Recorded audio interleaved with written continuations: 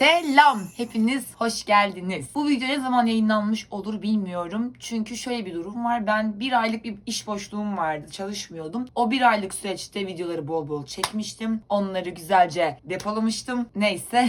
Fakat şu an çalıştığım ve yoğun da çalıştığım için video çekmeye pek vaktim olmuyor. Bu videoyu da oldukça geç çektim. Editlenmesi falan derken muhtemelen bir hafta sonra yüklenmiş olur. Bir haftalık bir boşluğum olacak diye düşünüyorum. Neyse, siz nasılsınız? Bahar geldi galiba. Bahar geldiği için ben çok mutluyum. Bahar geldiğinde mi ben böyle olurum yoksa böyle olduğum için mi gelir bahar? Ama mutluluğun baharla bir ilgisi var. Neyse. Şimdi bir de şöyle bir şey yapacağım arkadaşlar. Dediğim gibi çok vaktim yok artık. Geriye 8 tane ülkemiz kaldı. Ve ben bu videoda 8 ülkeyi de izlemeyi, dinlemeyi planlıyorum. Zaten bundan sonraki ülkeler benim için pek de yok. Bir tane beğendiğim bir şarkı var. Onun dışındakiler benim için olsa da olur, olmasa da olur. Bunu da şu yüzden söylüyorum. Bir yorum görmüştüm. Bir arkadaşımız demiş ki hepsi için ilk 10'a girer diyorsun. Hangisi ilk 10'a girecek? Ve işte ilk 10'dan sonraki, yani 20 mi, 30 mu, 50 mi, 60 mı umurumda olmayan 8 ülkeyi şimdi yorumlayacağım. Bunun dışındakiler ilk 10'a girsin. Şimdi yorumlayacaklarım ondan sonraya girsin istiyorum. Neyse, yine ben tutamadım çenemi, konuş bitmedi. Nasıl bir enerji bu bilmiyorum. Şimdi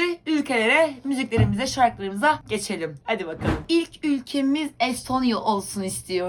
Estonya geçen sene Estonya. Bir önceki sene de Estonya. Ben 2024 Estonya şarkısını çok sevmiştim. Böyle MFÖ'ye benzettiğim abiler vardı. Hatırlar mısınız bilmiyorum. Bence çoğu kişinin sevmediği bir şarkıydı o. Hatta kimsenin hatırlamadığı bir şarkıydı ama nedense ben o şarkıyı ilk duyduğum andan beri çok sevmiştim. Hatta o ilk izlediğim yıl çok Eurovision'la ilgili bilgim olmadığı için demiştim, yani bunlar iyi bir dereceye girer. Bayılmıştım şarkıya ama çok altlardaydı haliyle. Çünkü bir Eurovision bilir kişisi olarak yani Eurovision artık ne olduğunu, neye göre yorumlandığını bilen biri olarak o şarkı çok da Eurovision'luk bir şarkı değildi aslında. Ben çok sevmiştim. Geçen sene zaten benim kalbimin şampiyonu Tommy Cash, Espresso Macchiato ve bu sene Estonya beni güldürdü. Yani bilmiyorum, Estonya ile sürekli de bilmiyorum diyorum. Ama tabii ki de bilmiyorum çünkü. Vanilla Ninja grubu 2002'de kurulmuş. Hatta bu grup galiba bayağı bilinen bir grup çünkü benim eşim de biliyormuş bu grubu. Yani ben hiç duymadığım için şaşırdım bilmesine. Sanırım bayağı bilinen ve sevilen bir grup. Ve şöyle bir bilgi var elimde. 2005'te Eurovision'a katılmışlar. Fakat 2005'te Eurovision'a İsviçre'yi temsil etmek için katılmışlar ve 8. olmuşlar. O neden öyle bilmiyorum. Acaba hani İsviçre ile Estonya'nın bir bağlantısı mı var, bir şey mi? Vallahi bilmiyorum onu. Baktığımda da çok bir şey bulamamıştım galiba onunla ilgili. Neyse, kendileriyle ilgili bilgilerimiz bu kadar. Çok derine inmeyeceğim artık. Beynim allak bullak oldu. Zaten çok da ilgilenmiyorsunuz detaylarla. Ki bundan sonraki sanatçılarla ilgili bir detay yoktu bence. Çünkü bayağı da dediğim gibi takip ettiğim için bir şey olsa bilirdim. Şimdi hazırsanız Vanilla Ninja ve To Epic To Be True şarkısını izleyelim. Too epic to be true.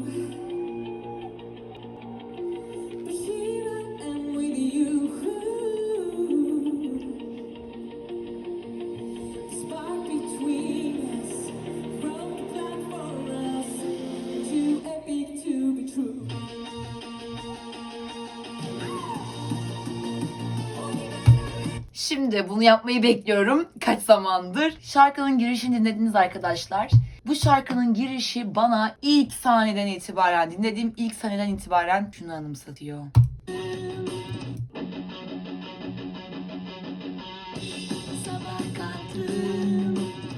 Bugün yine çok geç kaldım, saçımı yaptım.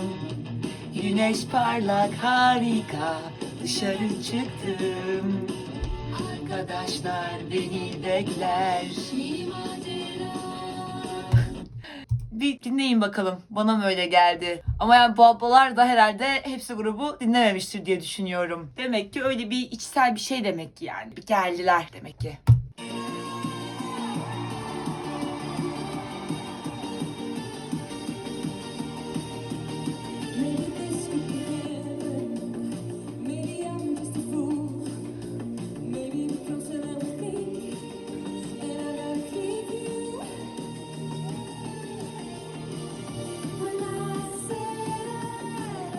Konudan bağımsız, ortadaki abla 80'deki sarışın ablaya benziyor. Ay, adını unuttum. Neyse. Bilenler anlamıştır beni.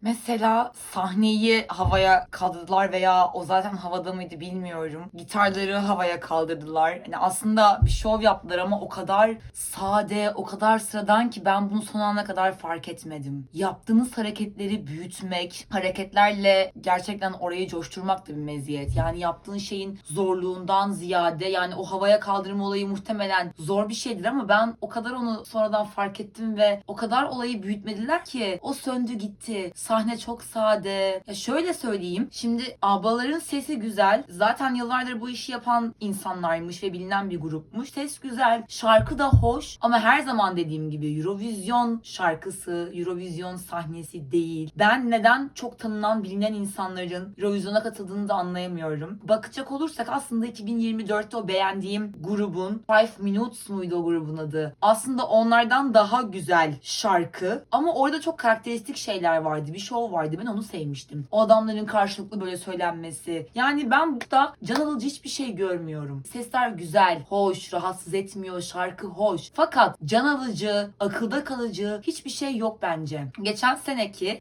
İngiltere miydi o kızlar Happen, o 3 tane kız. İşte ya benim için onlar ve bunlar aynı kefede. Heyecanlandırmıyor. Şarkı çıkınca dinlerim, eğlenirim. Fakat hani hiçbir heyecanı yok.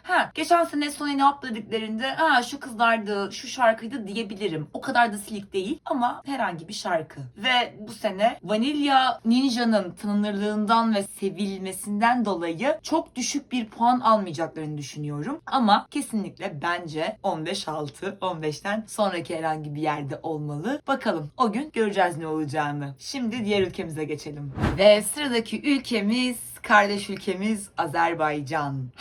Gerçekten bazı ülkeler hakkında konuşmaya zorlanıyorum. Çünkü Azerbaycan evet bizim kardeş ülkemiz. Yan yanayız. Gittim orayı ziyaret ettim ve çok da iyi insanlar. Fakat ben müziklerini hiçbir zaman sevemiyorum, beğenemiyorum. Güzel şarkı yapmıyorlar sanki ya da bilmiyorum. Biraz önüme düşen bilgilerle çok müdahale edildiğini ve sanatçıların o yüzden istedikleri gibi şarkı söyleyemediğini anladım. Sanırım Jiva'da böyle bir sorun yaşamış. Ama ben Azerbaycan'ın da şarkısını böyle açtım, bir dakika sonra falan kapattım. Yani hiçbir şeyini bilmiyorum aslında. Beraber izleyeceğiz. Fakat Jiva ile ilgili şunu söylemek istiyorum. Yapıyorlar ya arkadaşlar, böyle biliyorsunuzdur onu zaten. Her temsilci, her sanatçı geçen senelerdeki Eurovision'da beğendikleri şarkıları seslendiriyorlar. Ve bu sene Jiva bizim Manga'nın şarkısını seslendirdi ve muhteşem seslendirmiş. Bir Türk şarkısını orada görmek, birinin seslendirdiğini görmek de çok büyük bir gurur. Jiva'ya teşekkür ediyorum. Şimdi Eurovision'un temsil ettiği şarkıya ve sahneye bakalım.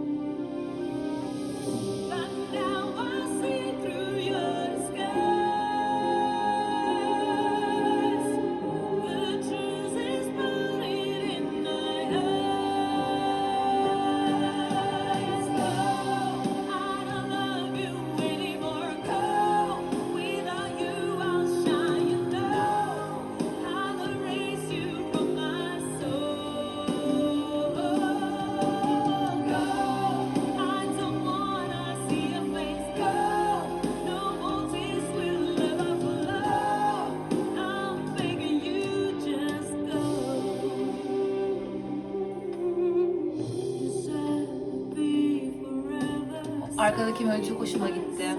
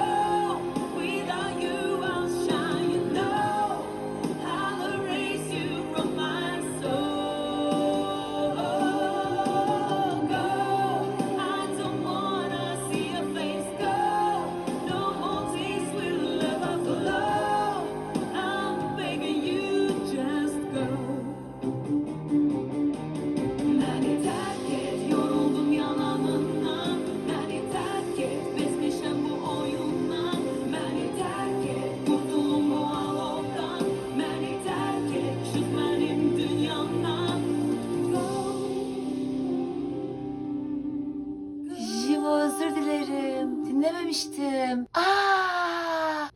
Jamal gibi olmuş. Türkçe söylemiş oraları.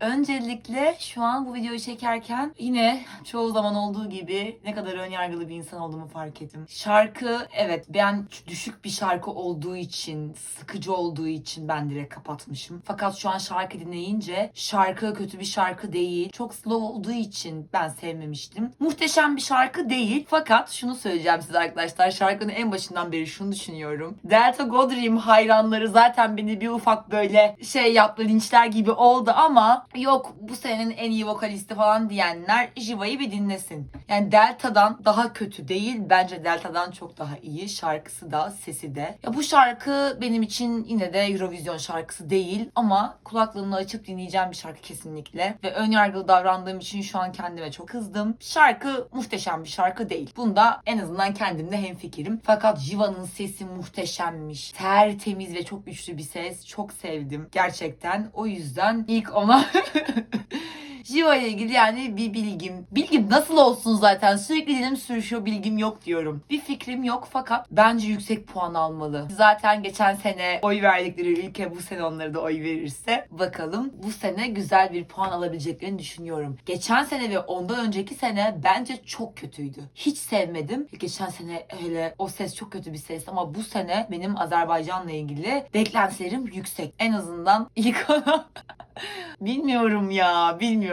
Bir şey sıralama söyleyemiyorum ama sevdim. Bunu söyleyebilirim size. Hadi gelin bir sonraki ülkemize geçelim. Evet, yeni linç yükleniyor. En başından beri hiç yorumlamak istemediğim ülkeye artık kaçış yok. Sıra geldi. Herkesin yerlere göklere sığdıramadığı yine Delta Goddard gibi herkesin bayıldığı, yani büyütüp böyle sunduğu ve hatta benim devamlı bir dinleyicim var. Kendisini tanımıyorum ama her yorumda görüyorum ve kendisi de benim favori ülkem olduğunu düşünmüş. Benim en beğenmediğim şarkıydı. Şimdiden ondan da özür diliyorum ama maalesef fikirlerimi belirteceğim. Sen çok sevmişsin ama ben hiç sevemedim. Sıra Fransa'da arkadaşlar.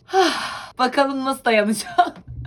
Ve eminim ki bu yorumdan sonra herkes beni aşağıda linçleyecek. Ama zevkler ve renkler tartışılmaz arkadaşlar. Bir önce dediğim gibi yani metal beni hiç almıyor. Ama eminim onu da çok seveni var. Ben de rap müzik çok seviyorum. Ve eminim ki onu da sevmeyen bir sürü insan vardır. Herkesin zevkleri farklı. Benim zevkime asla ve asla uymadı. Şöyle bir güzellik var. Kızımız 17 yaşında. Daha gencecik. Pırıl pırıl. Yani benden 11 yaş küçük. Wow. Yani ne mutlu ki böyle bir başarı elde etmiş. Böyle bir sahneye çıkıyor ve bu kadar insanın beğenisini, sevgisini kazanmış. Bunun için tebrik ediyorum kendisini. Çok büyük bir gurur olduğuna eminim. Çok da tatlı bir kız belli. Beni almadı. Bir de kendisiyle ilgili annesi Fransız, babası Amerikan. Böyle bir bilgi edindim. Onun dışında şarkıya geçelim.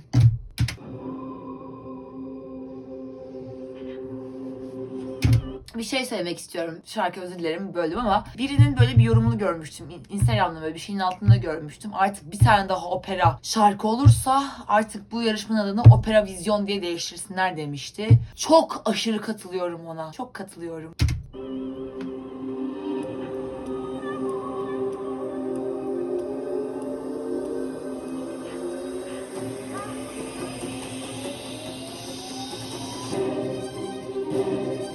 Güzel bir giriş yapmış.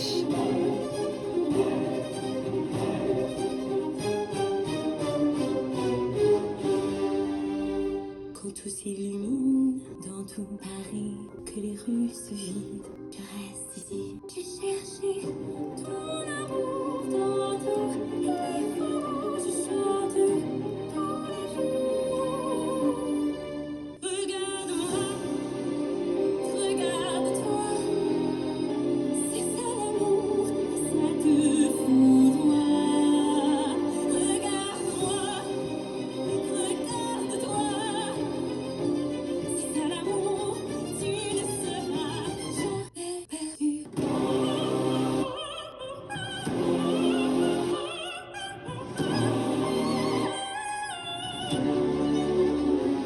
Allez viens, je peux t'emmener là où c'est fort, fort de s'aimer.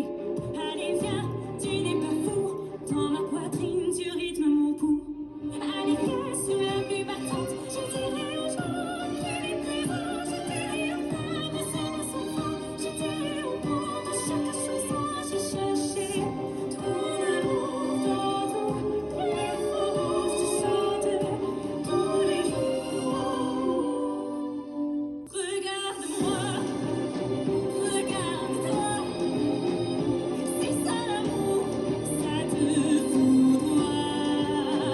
Regarde-moi, regarde-toi, c'est ça l'amour, tu ne seras jamais perdu. C'est ça l'amour, chut, il est partout, chut, il est là, là, là.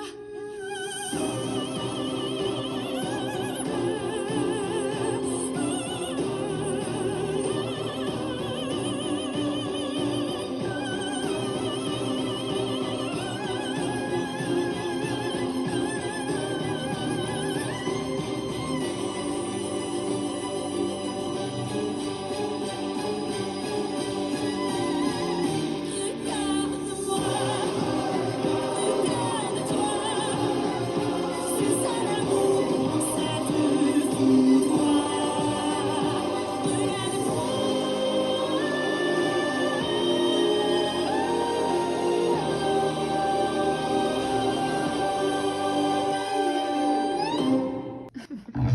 Evet, dinleyince baştan sona biraz fikrim değişti açıkçası. Buna da yine çok önyargılıydım. Yani bir şey beni çok böyle bir gıcık etmişti, sinir etmişti bilmiyorum. Bir önyargım vardı. Evet yani güzel bir şarkı. Akılda kalıcı böyle ritimleri şeyleri falan da var ama bu kadar opera olması, çok bağırılıyor gibi olması beni biraz rahatsız etti galiba. Bir de tarzıma uymadı galiba benim. Yani kızın sesi zaten muazzam. Ona söyleyecek bir şey yok. Çok güzel bir sesi var. Bir de gencecik bir yaşı var. Şarkı da güzel bir şarkı. Ama tarzımı yakalayamadı bilmiyorum ya. Bu şarkıyla ilgili çok bir yorumda bulunamıyorum. Çok inanın diyecek bir şey bulamıyorum. Güzel bir şarkı, hoş bir şarkı. Arada böyle kulaklıkla açıp dinleyebileceğim bir şarkı. Güzeldi ama böyle bir çok etkilemedi yani. Opera yapmak da evet ama sanki böyle şarkının sürekli her yerinde bağıran biri varmış gibi. Yani mesela JJ'yi çok sevmiştim. O da hani o mu başlattı acaba bu ama yok.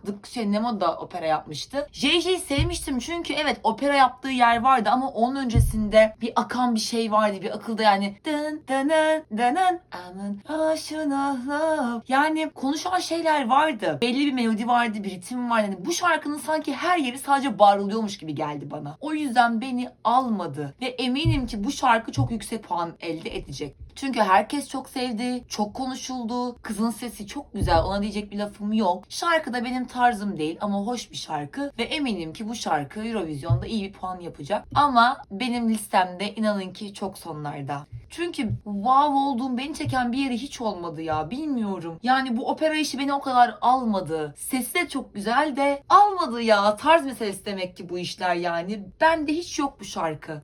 Göreceğiz bakalım. Bir sonraki şarkıya geçelim. Sıradaki ülkemiz Sırbistan. Sırbistan'da genel olarak beni heyecanlandırmayan ülkelerden biridir. Hiçbir zaman böyle bir şarkısını dinleyip de çok heyecanlandığımı hatırlamam. Dönüp bakınca bile hani şey düşünüyorum, acaba ne yapmışlardı? Sürekli bakmam gerekiyor ne yaptıklarına. Bu sene de diğer senelere göre biraz daha akılda kalıcı oldu ama bir izleyelim bakalım. Önce şunu söylemek istiyorum. Lavina 2020'de kurulmuş bir metal grup. Bu seneyle ilgili de şöyle bir şey söylemek istiyorum. Geçen sene sanki çok rap esintileri vardı. Herkes bir rap kullanmıştı. Yani benim gördüğüm, gözlemlediğim oydu. Bu sene de herkesin rock ve metal yaptığını görüyorum. Bu senenin de konsepti bu herhalde. Hadi gelin performansa bir bakalım.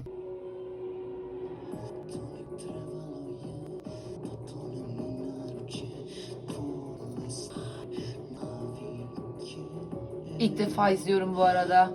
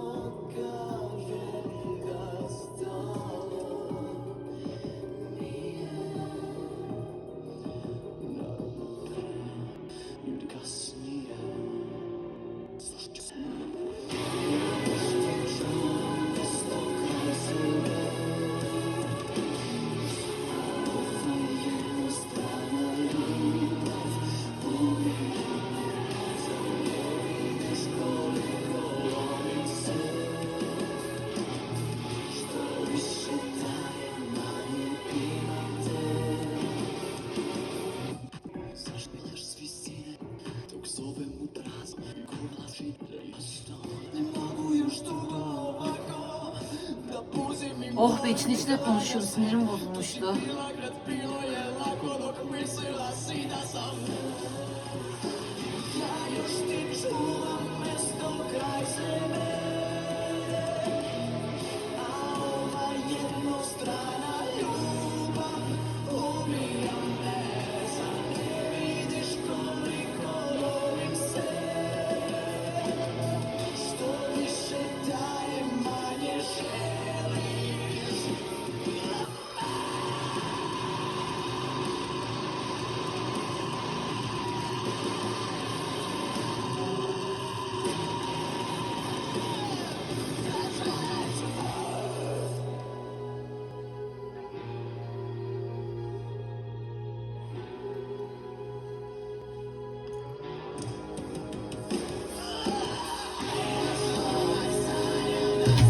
Şöyle bir şey söylemek istiyorum. Az da kalmış, bölmek istemiyordum ama küçükken bir tane arkadaşım vardı benim ortaokuldayken. O metal şarkı dinliyordu. Ben o zamandan beri rap dinliyordum. O zaman da rap dinliyordum ama tabii metal müzik dinlemek, rap dinlemek daha havalı bir şeydi yani. Metal dinleyenler çok havalıydı. Ve o arkadaşım bana işte bazı böyle insanlar öneriyordu. İşte Ozzy Osbourne falan. Yani hiç o dünyada yokum ben, bilmiyorum. Öneriyor, araştırıyorum falan. Sırf böyle havalı görünmek için metal dinlemeye çalıştım falan ve asla sevemiyorum bu arada ve hiç anlamadığım bir şey, şu ses neden insanları heyecanlandırıyor? Bakın hala anlamıyorum. O kadar yıl geçti. Tabii ki bunun seveni apayrı yani. Onlar çok ayrı bir dünya, ayrı bir zevkleri var. Eminim ki şu sesi duyunca çok çok heyecanlanıyorlardır. Acaba hani bizim rapte böyle flex duymamız gibi bir şey mi bu da onlar için, bilmiyorum ama hiç anlam veremediğim bir şey ama eminim ki bu müziği sevenler şu sesi duyunca muhtemelen wow falan diyordur. Metal müzik severleri varsa lütfen bunun altına yorum yazsın yani ne düşünüyorlar bunu dinlerken, çok heyecanlanıyorlar mı? Ben dinleyince böyle anlamsız bir şey gibi geliyor bana ama tabii ki zor bir şeydir herhalde, onun hakkını vermek lazım. Zor olduğunu hepimiz görebiliyoruz. Helal olsun.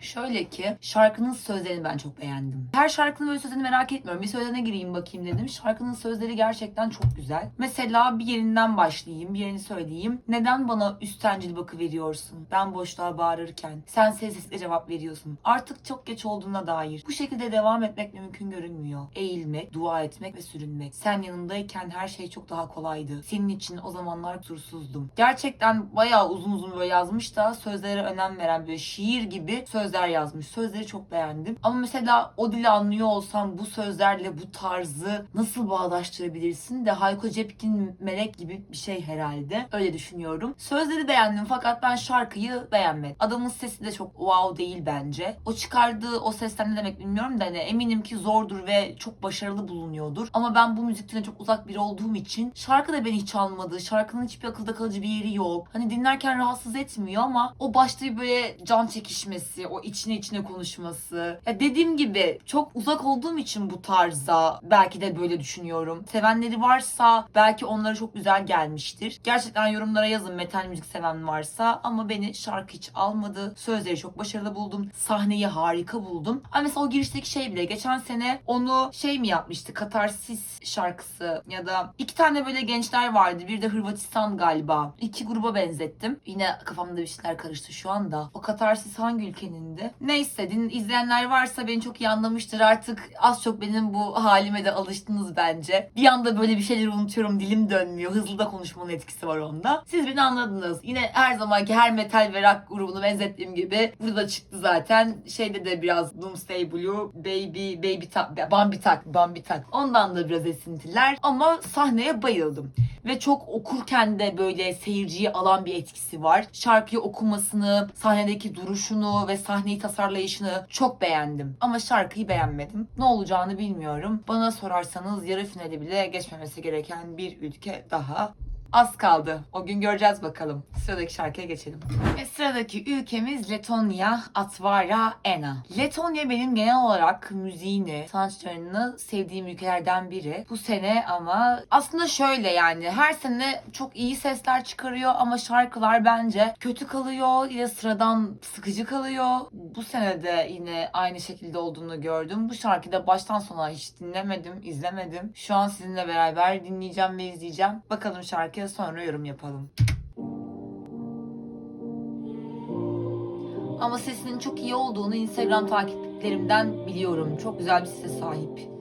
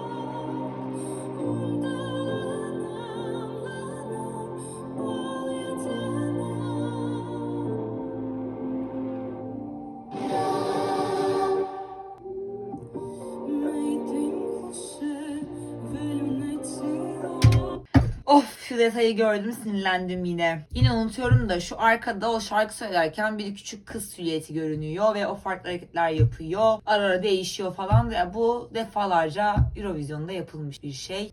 Yapılan şeyleri tekrar edince biraz üzülüyorum yani. Hani o kadar emek veriyorsunuz, çıkıyorsunuz. Orijinal bir şey yapmak kolay bir şey değil yani, katılıyorum. Ben de bugün gitsem orijinal ne yapabilirim bilmiyorum ama hani daha önce yapılanı yapmaktansa bir şey yapmamak daha iyi bence. Devam edelim.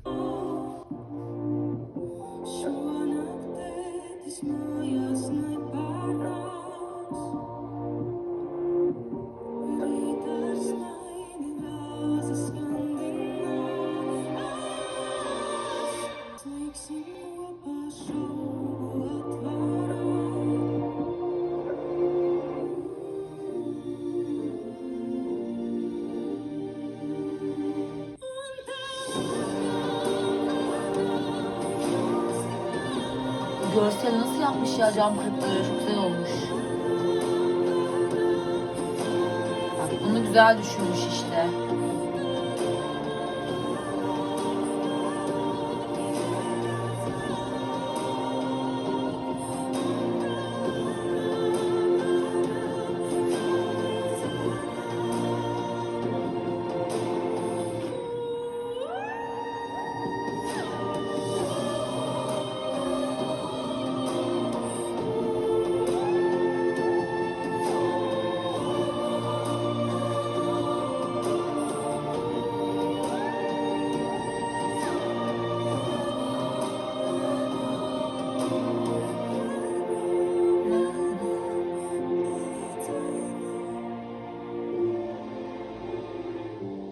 Cam kırığı nasıl yapmış bilmiyorum, çok güzel düşünmüş onu. Sahne bir anda bambaşka bir şey oldu. Bir anda büyüdü sahne. Ve işte o sahneyi, yani o cam kırıkları bırakmak yerine onları oynatıyormuş gibi yapıyor, kontrol ediyor falan. O da sahneyi büyütmek oluyor. Sonya'da konuşmuştuk ya, yani bu kadar büyük bir şey yapıyorsun ama hiç göstermiyorsun diye. Ben şarkıyı da, sesi de beğendim bu arada. Ne diyebilirim bilmiyorum. Yani bu kadar güçlü şarkılar, bu kadar güçlü temsilciler olmasaydı yine ilk 10'da derdim. Ama ilk 10'a girmesi pek de muhtemel değil gibi. gibi. Ben şarkıyı çok beğendim. Bu şarkı yüksek bir puan alırsa da çok mutlu olacağım bir şarkı. Sanatçıyı da çok sevdim. Çok tatlı, sesini çok sevdim. Şarkıyı sevdim. Evet, duygusal, slow bir şarkı, yine sıkıcı bir şarkı ama güzel gelen böyle bir tınısı var. Akılda kalan, hoş gelen, beynine dönen bir tınısı var ve o yüzden ben bunu sevdim. Bu şarkı yüksek bir puan alırsa sevineceğim. Düşük bir puan alırsa da çok da bir düşüncem olmayacak bir şarkı yani. Hani üzülmem ama yüksek puan almasını isterim. Öyle bir şarkı ama herhalde altlarda olur diye düşünüyorum. Yukarıda olursa sürpriz olacak. Diğer ülkeye geçelim bakalım. Sıradaki ülkemizde İtalya. İtalya geçen sene beni mahvetti. Çünkü o abinin o kadar beğenilmesi, o kadar övülmesi bana çok garip gelmişti. Şarkının sözleri çok güzeldi. Ve sanatçı mızıka çalmıştı. Piyano da çalmış mıydı, öyle hatırlıyorum. Çok yetenekli ve mütevazi bir sanatçıydı. O aldığı puanın ve bu kadar sevilmesinin bununla alakalı olduğunu düşünüyorum. Ama şarkı olarak beni hiç almamıştı. Yani dediğim gibi ben bu kadar böyle ruhumu emen şarkıları sevmiyorum. Ama benim düşüncemle olmuyor bu işler. Çok sevildi ve yüksek bir puan aldı. Bu sene de aynı fikirdeyim. Ve eşimle ilk ayrıldığımız nokta bu oldu. Eşim bu şarkıyı çok sevdi. Ve ben hiç sevmedim. Ama baştan sona da dinlemedim. O yüzden şimdi bir dinleyelim bakalım. Eşim ne bulmuş bu şarkıda. Ve adamın sesini çok beğendi eşim. Bakalım ne bulmuş bu kadar. Ama İtalya genel olarak çok sevilen ülkelerden biri bence.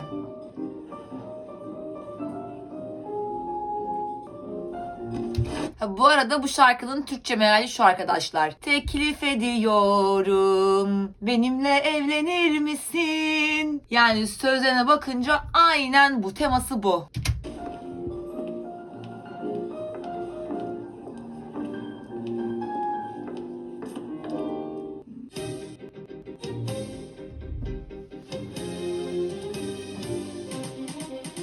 Cominciato tutto quanto dal principio, io che per te ero solo un uomo sconosciuto, poi diventato un re dal cuore innamorato, tu una regina, una vestita in bianco sposa, abbiamo sognato figli in una grande casa e superato tutte le difficoltà, perché un amore non è amore per la vita, se non affrontato la più ripida salita. Si accenderà la musica e qui ti aspetterò, il più grande giorno ti regalerò. Saremo io e te per sempre legati per la vita, che senza te non vale niente, non ha senso vivere. Con la mano sul petto io te lo prometto davanti a Dio.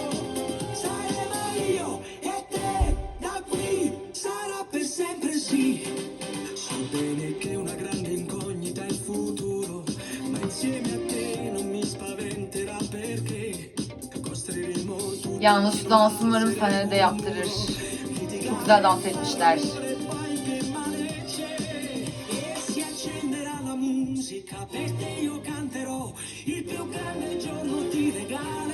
Dansları çok beğendim.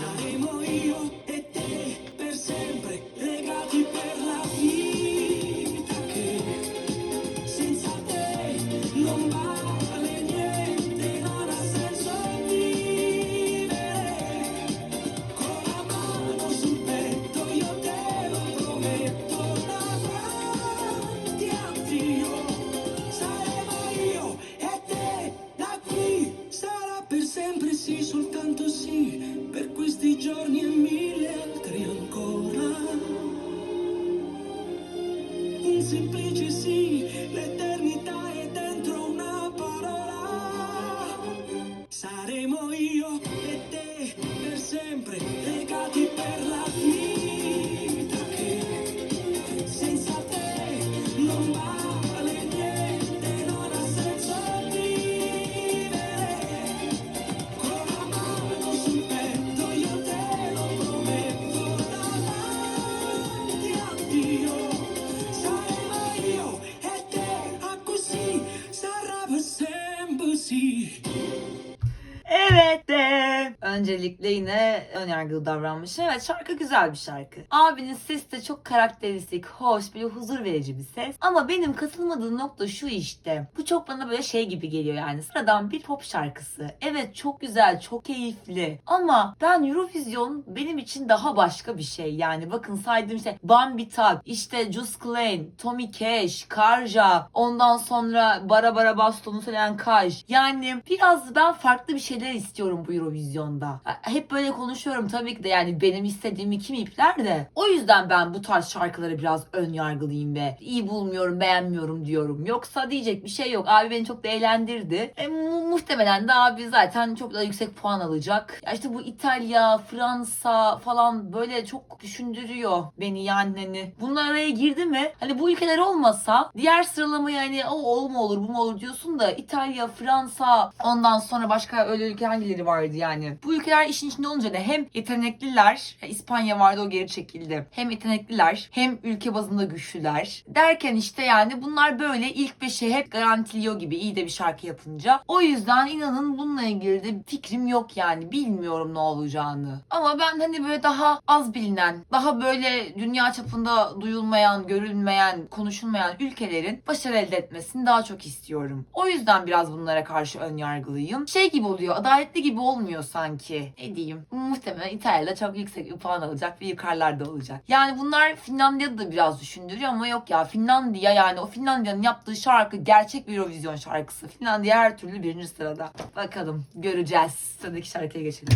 Ve sıradaki ülkemiz İsrail. Bazı ülkelerle ilgili yorum yapmak biraz zor geliyor bana. Bu da o ülkelerden biri ama bu bir sanat, bu bir yarışma ve katılmışlar. Ben de bunları yorumluyorum ve yorum yapacağım tabii ki de. Ama öncelikle şuna değinmek istiyorum. Biliyorsunuz ki zaten İsrail'in Eurovision'a katılması yıllardır hep konuşulan bir konudur. Tepkiler oldu, olaylar oldu bir sürü. Her sene konuşuluyordu bu. Bunun sonunda bu sene 1, 2, 3, 4, 5 ülke Eurovision'dan çekildi. Bu çekilen ülkeler arasında İspanya, Hollanda, İrlanda, Slovenya ve İzlanda var. Öncelikle şunu anlayamamıştım zaten. Bunu bir önceki videoda söylemiştim. Belçika bu kadar karşı gelen bir ülkeyken, İsrail ekrana çıktığında ekranını karartıyorken bu sene çekilen ülkeler arasında neden o yok? Onu biraz şaşırdım. Onun haricinde İspanya hiç şaşırmadım zaten. İspanya yıllardır tepkisini çok net bir şekilde belirtiyor. Hatta geçen sene de İspanya'nın halkı çok fazla tepki gösterdi. İrlanda zaten Bambi Tak çok hak ettiği gibi çok böyle yerinde, yerlice bir tepki göstermişti 2024'te. O yüzden ona da hiç şaşırmadım. Slovenya ve İzlanda hakkında hani bir bilgim yoktu. Onların tepkileri nasıldı bilmiyordum. Ama çekilmişler, helal olsun. Fakat Hollanda ile ilgili biraz konuşacağım arkadaşlar. Çünkü ben Just Klein'in çok büyük bir hayranı olarak ve 2024'te Europopa'nın birinci olmasını çok isteyen biri olarak ve o yıl sürekli Just Klein dinleyen biri olarak o sene Just Klein'e yapılan haksızlığı sindiremiyorum. Bilenler mutlaka bir sürü kişi biliyordur. Bilmeyenler için bir özet geçeceğim. Arkadaşlar 2024'te şey oluyor ya, böyle herkes diziliyor ve her temsilci işte konuşma yapılıyor. Sorular soruluyor ve cevap veriyorlar. İsrail'in temsilcisine konuşma sırası geldiğinde şöyle bir soru soruluyor. Yani bu kadar sizin ülkenizde savaş varken, ülkeniz bir savaş açıyorken sizin buraya katılmanız hani biraz korkutmuyor mu? Yani hani sakıncalı değil mi gibi. Tam net cümleyi hatırlamıyorum da böyle bir soru soruluyor. İşte Eurovision'un o sıra yetkili biri, yanında kim oturuyorsa, o kadar derin bilgim yok da, diyorlar ki hani bu soruya cevap vermek zorunda değilsiniz. Just Klein de o sıra dönüyor, diyor ki neden cevap vermek zorunda değil? Cevap versin. Ve sonra Just Klein orada görevli, Eurovision'da görevli birini taciz etti diye davaya veriliyor. Hani olayların akışı belli. Just Klein'i takip edenler varsa az çok nasıl biri olduğunu da biliyordur. Vesaire vesaire derken Just Klein o sene yarışmadan diskalifiye edildi ve ortalıkta işte şeye kaldırayım Tim Tagitagim, çocuğun adı neydi? Baby Lasagna ve Nemo. Neyse. İçimde bir yaradır. Ve Hollanda o sene, yani bir sonraki sene böyle bir şey yapılmışken, temsilcisi diskalifiye olmuşken çekilmek yerine çok risksiz ve birinci olmak için girmiş bir şarkı ve temsilci gönderiyor. Ya o kadar risksiz bir şarkıydı ki ve o sene etliye sütlüye karışmıyor kişi. Çocuğun adını unuttum da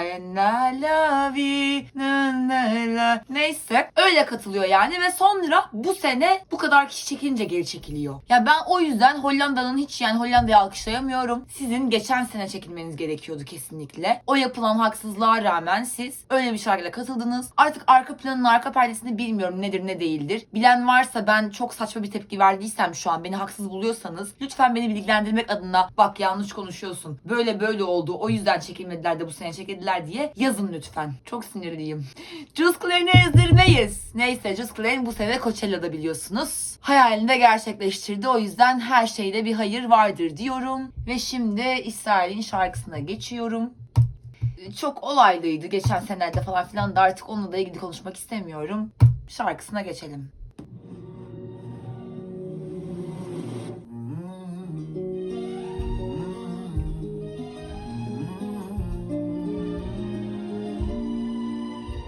מישל זו עברילה, אני באפלה, איך השארת אותי בצל, כוכבת בלי תהילה, משוגעת גדולה, אני קם ונופל, oh Michel, je ne sais plus quoi faire, tu étais ma lumière, Dieu je t'en supplie, réveille-moi, j'ai plongé dans le noir, amène-moi de l'espoir, ma mademoiselle. Alors je danse, danse avec les mots. Tu me verras rire, rire à nouveau. T'es ma douleur, j'étais qu'un décor. Je criais, criais, criais. Michel, je te laisse partir, adieu ma belle. Je te laisse partir, mais je t'aime. La reine des problèmes, Michel, Michel, Michel, Michel. Aïe, aïe, aïe, aïe, aïe, aïe. Oh, oh, oh. Aïe, aïe, aïe, aïe, aïe, aïe. Oh, oh, oh. Walking down Florentino, she nice memories. I'm losing my mind. Angel, but is it hell? Jumped in your carousel, round and round, under your spell. Michel, je te laisse partir, adieu ma belle. Je te laisse partir, mais je t'aime. La reine des problèmes, Michel, Michel, Michel, Michel. Aïe, aïe, aïe, aïe, aïe, aïe. Oh, oh, oh. Aïe, aïe, aïe, aïe, aïe, aïe. Oh,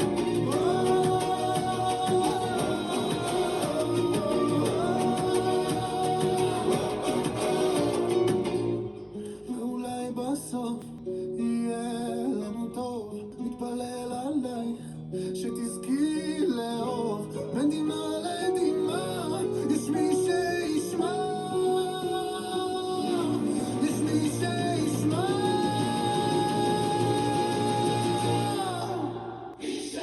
Je te laisse partir, adieu ma belle. Je te laisse partir, mais je la reine des problèmes. Je t'aime, la reine des problèmes. Michel, Michel, Michel, Michel. Çenesinde de Gamze var benim gibi. Şöyle ki arkadaşlar bunu daha önce de söylemiştim. Zaten Fransızca okunan şarkılar demin dediğim gibi Hollanda'nın şarkısı da geçen sene mesela Fransızcaydı. Bir önceki sene Fransa'nın yine söylediği Eskütme Jötem miydi şarkının da Eskütme miydi? Yine Fransızcaydı. Yani Fransızca söylenen şarkılar zaten ses ne olursa olsun bence çok güzel tınıyor. Çok güzel çıkıyor. Birincisi Fransızca olduğu için zaten şarkı her halükarda çok güzel geliyor kulağa. İkincisi şunu söyleyeceğim. Michelle bizdeki Leyla gibi bir isimmiş orada da. Hani güzel kadın deyince akla gelen bir isim. Onun dışında adamın sesini beğendim. Ben şarkıyı da çok beğendim. Şarkı Eurovision şarkısı mı? Bence evet, yani akılda kalıcı, güzel gelen, eğlenceli bir şarkı. Ama sahnesi nasıl olacak bilmiyorum. Bir canlı performansı var mı görmedim ben. Bence yok. Ben klibini izledim. O yüzden canlısını bilmiyorum. Ama adamın bence sesi gayet güzel. Çok da rahat okuyacak. Şarkı da risksiz bir şarkı. Düz bir şarkı. Normal bir pop şarkısı. O yüzden bence bunu güzel sunacaktır. Sahnede güzel bir görsel yaparsa da uçacaktır bence. Arkadaşlar zaten ülke belli. Ülkenin gücü belli. Yani ülke maalesef ki kötü bir şarkı yapsa da, çünkü ben geçen seneki şarkısını hiç sevmemiştim ama kızın sesi çok güzelmiş. Eşim öyle söylemişti. O teknik bilgi bende çok yok. Zaten ön yargılı olduğum için de pek dinlememiştim. Bir de bu sanatçılarda şöyle bir şey oluyor. Herkes onlara karşı ve onları istemiyor ya. Bunların da ekstra bir cazgırlığı oluyor. 2 senedir iki kızda da öyle bir cazgırlık vardı. Ve herkesin bilenip de geliyorlar sanki. Bütün dünya işte karşımda biz tekiz falan gibi. Öyle bir huyları vardı ve beni bu rahatsız ediyordu. Ben Noam'da öyle bir şey olmayacağını düşünüyorum. İnşallah da olmaz. Gerek yok bence. Zaten her şey ortada. Bakalım, ben ilk defa bu sene İsrail'in şarkısını beğendim. Ve zaten genel olarak da çok puan alan bir ülke olduğu için bu sene de ilk 3'te olacağını düşünüyorum ben. Yani bu benim listem değil ama Eurovision'da ilk 3'te kesinlikle olacak bence. Yani geçen senelerde bu kadar kötüyken şarkıları hep 2-3, ilk 5'te hep oldukları için bu sene artık hak ediyorlar zaten. İlk 3'ü değil ama güzel bir şarkı. Zaten her türlü çok puan aldıkları için ilk 3'te kesin olacağını düşünüyorum. Diğer şarkıya geçelim. Sıradaki ülkemiz Ermenistan. Ermenistan şarkısını çok geç paylaştı. Hatta bir süre yani çoğu yerde şarkı yoktu falan filan. Niye öyle oldu bilmiyorum. Fakat paylaşınca yani beni ilk saniyeden itibaren çok alan bir şarkı oldu ve böyle bir şarkıyı Ermenistan'ın yapması da biraz üzdü. Bu arada ben geçen sene de Ermenistan'ın şarkısını çok sevmiştim. Survivor Parci ile. Galiba bu rap işini yapıyorlar bunlar ya. Gerçekten. Şimdi şarkı dinleyelim.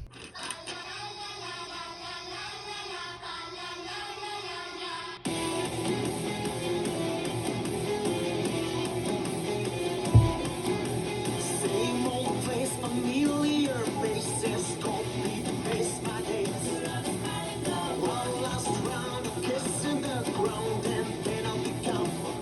Follow my rumor, let's go. Delete my number, but on the phone.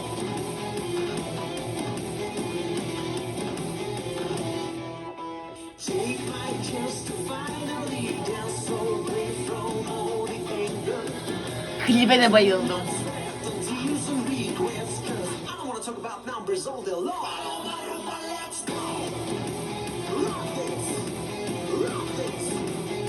Delete my number, but on the phone. Rock this. Rock this. I'm not a machine, just not gonna wage and rage. Just in case you can badge on no kids. Take the more, but that's for sure.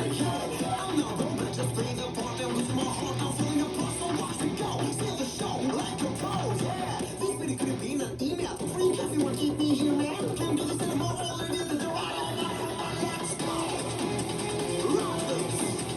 Rock this. Delete my number, but on the phone. Rock this. Rock this. You ole, fuck. Follow my rumba. You ole, fuck. Follow my rumba.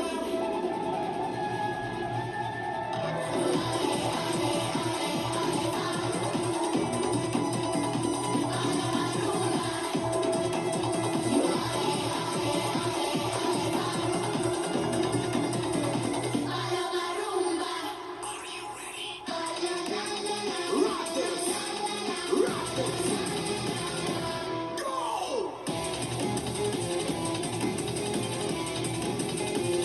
One more time.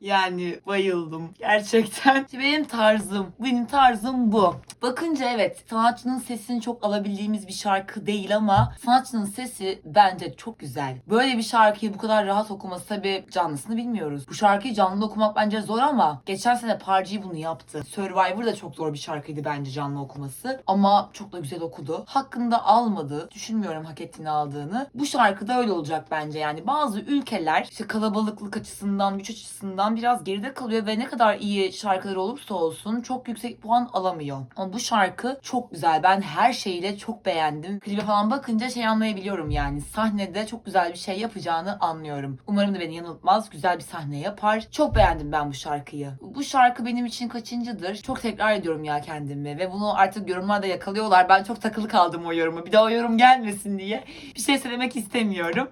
Ay çok kararsız kaldım. İnanın ya, çok beğendim ben bu şarkıyı. Tam benim tarzım bu şarkı. Ve daha önceki beğendiklerimden düşününce hani onları daha geriye atıp bunu yukarıya çıkarır mıyım listemde, yapabilirim bunu ya. Bu şarkıyı çok dinlememiştim. Yani 2-3 kere dinledim. Zaten ilk dinlediğimde de çok sevmiştim. Tekrar dinlemedim ve şu an tekrar dinleyince yine çok sevdim. Bilmiyorum. Heyecanla bunu da bekliyorum. Bakalım ne olacak. Sıradaki şarkımıza geçelim. Ve son ülkemiz Ukrayna.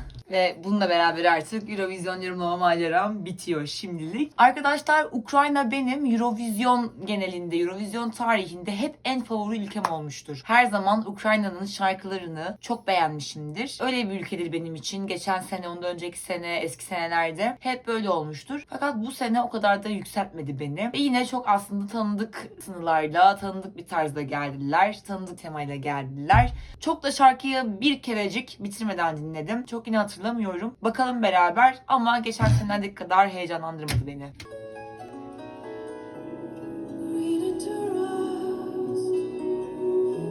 Trust in the change. Everything fades, but that isn't me.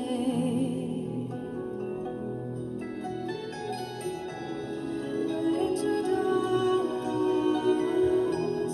cut from the bridge. Listen to flames, nothing is safe. Wish you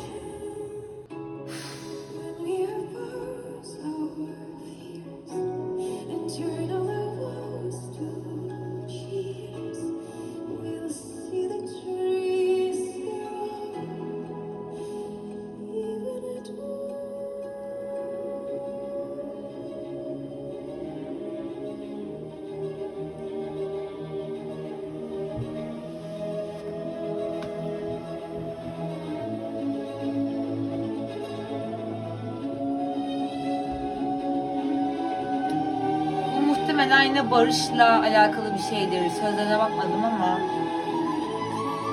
öyle hissettim. Bir iç içe kaçıyor.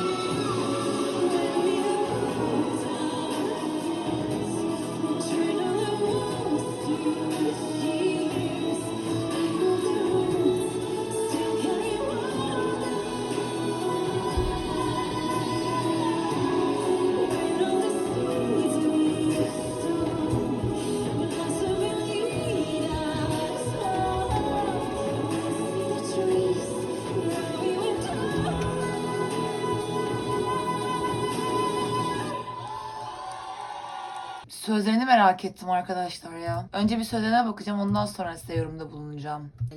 Arkadaşlar Ya nasıl oluyor bilmiyorum. Bütün şarkıları bir şekilde çok beğeniyorum. Aslında ben bu şarkıyı da seviyordum. Ama şöyle bir şey gerçekleşiyor beynimin içinde. Bazı şarkıları böyle çok aşırı yükselmediğim, böyle her gün dinlemediğim bazı şarkıları şöyle bir şey yaşıyorum işte. Ha, normal gelmiş o şarkı bana diyorum. Sonra tekrar dinleyince ben bunun burasına bayılmıştım ya. Ben bu şarkıyı çok sevmiştim ya oluyorum. Ve bu şarkıda öyle bir şarkı. Girince yine aklıma geldi. Ben bu şarkıyı çok sevmiştim. Nasıl oluyor bilmiyorum. Bir şekilde yani şarkıları çok seviyorum ve belli bir yani çok aşırı sevdiğim belli bir şarkı listesi var ama hani yine çok sevdiğim şarkılar var. Ve bu şarkıda benim açıp dinleyeceğim bir şarkı. İşte esneme yaparken, rahatlarken, güzel böyle yağmurda bir yürüyüşe çıkarken. Ve ben bu ses tonunu çok seviyorum. Geçen sene de işte bu Voyage, Voyage, Voyage. Bu ses tonu ne bilmiyorum ama böyle huzurlu bir ses tonu var ya. Sakin, böyle tatlı tatlı. Çok beğeniyorum ve şarkının sözlerine de bakınca öyle savaşla alakalı değilmiş sanırım. Bu sefer yeni bir kader öreceğim kendime ve en kıymetlerime. Korkularımıza karşı dik durduğumuzda, tüm kederlerimizi mutluluğa çevirdiğimizde bilirim ki kökler hala su taşır.